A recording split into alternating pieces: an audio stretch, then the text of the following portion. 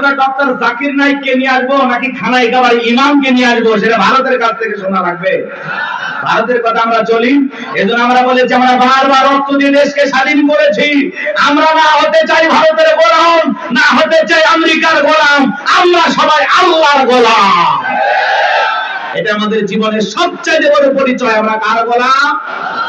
আল্লাহর গোলাম। আমরা দুনিয়াতে কারো গোলামি করার জন্য জন্ম হই নাই, আমরা গোলামি করব একজন, আর তিনি আমাদের রব, তিনি আমাদের সব। কথা বলে ঠিক কিনা?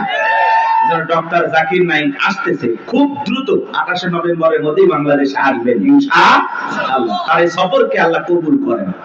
একটু ধরে বলেন আমিন।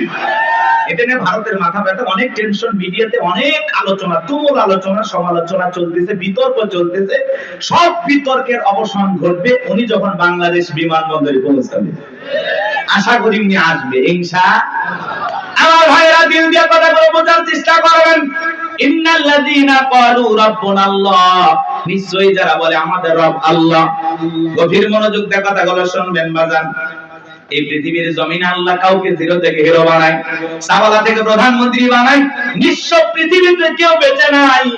চিল্লায় বলে দুনিয়াতে আমার কেউ নাই। সেই মানুষটাকে আল্লাহ নিঃস্ব থেকে ক্ষমতার চেয়ারে বসায়। সেই মানুষটাও ক্ষমতার চেয়ারে বসে জুলুম করে, অত্যাচার করে। কথা বলেন ঠিক কিনা?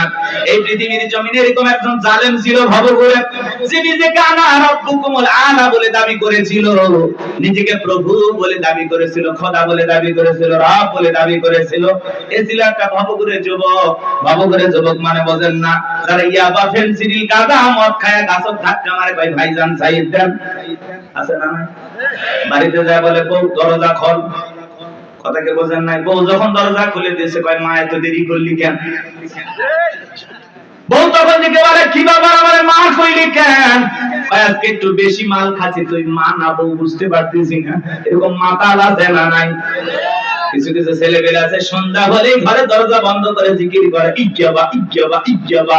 মা বাবা চিন্তা করে বাবা এটা কিসের ট্যাবলেট, জ্বর সর্দি গলা ব্যথা, করে কিচ্ছু বোঝার দরকার নাই, টাকা দে নইলে তোর মাথা ভাড়াবো। এরকম ইয়াবা খোর আছে না নাই? যারা ইয়াবা খায়, ফেনসিডিল খায়, গাঁজা মদ খায়, যুবক রে, সমাজের মানুষ তাদেরকে নেশাখোর বলে, টোকায় বলে। যারা নেশা করে তাদেরকে মানুষ ভালো চোখে দেখে না। সে ভালো সন্তান হতে পারে না, ভালো স্বামী হতে পারে না, ভালো বাবা হতে পারে না। নিঃস্ব করে সে সবাইকে। কথা বলে নেশা করে না, তার পরিবারকে নিঃস্ব করে। এজন্য হাতে পায়ে অনুরোধ করে বলে যায় যুবক, নিশা দ্রব্য পান করা যাবে না, মাদক সেবন করা যাবে না। যে মুখে মা সেই মুখে মাদক তোলা যাবে না। মাদককে না বলুন। কথা বোঝে না? কথা বোঝে? মাদক সেবন করা যাবে, নেশাদ্রব্য পান করা যাবে।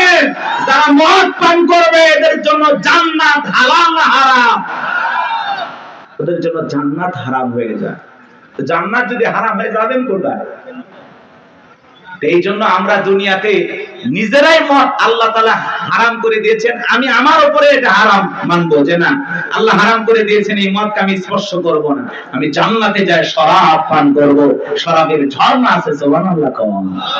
মধুর ঝর্ণা, দুধের ঝর্ণা, পানির ঝর্ণা, শরাবের ঝর্ণা। হাতের স্পর্শ ছাড়া কি পান করতেছে? সুবহানাল্লাহ। জান্নাত যে কত সুখের জায়গা কেমনে বোঝাবো? ও কল্পনা করা যায় না। আল্লাহ এত সুন্দর করে জান্নাত বানাইছে। সুবহানাল্লাহ বলেন। কষ্ট হচ্ছে আপনাদের? তাহলে এই যুবক নেশাদ্রব্য পান করা যাবে? যাবে? এগুলো আজে বাজে ফালতু জিনিস না খাইয়া, ওই ইয়াবা ফেনসিডিল না খাই, ওই টাকাটা জমায়া বউকে মাসে একটা করে 3 পিস উপহার দাও। কিছু না পাইলে অন্তত 12টা মাসে 12টা বাসর রাত পাইবা। কথা কোন ঠিক কি? আলামিন ভাইয়ের কাছ থেকে যদি সুন্দর একটা শাড়ি দিতে পারো তো কথাই নাই। মেয়েরা সবচেয়ে পছন্দ করে কোন কালারের শাড়ি জানো? নীল কালারের শাড়ি। কথা কয় না? নীল কালারের শাড়ি বউরে কিনে দেবেন। যদি আপনার বউ বেজার হয় টাকা আমি দেব।